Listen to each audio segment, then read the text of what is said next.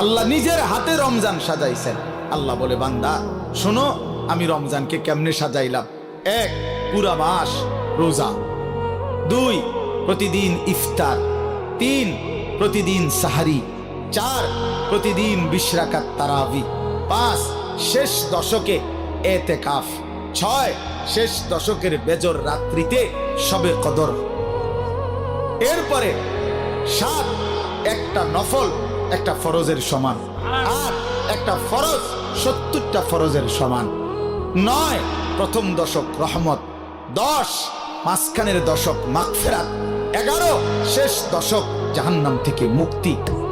আল্লাহ বলেন, জান্নাতের দরজা খুলে দিলাম, জাহান্নামের দরজা বন্ধ করে দিলাম, সমস্ত শয়তানগুলোকে শেকলে বন্দী করে দিলাম, চারিদিক দিয়া গোলাইয়া সব গুছাইয়া বান্দা রাস্তা কেবল একটাই খোলা।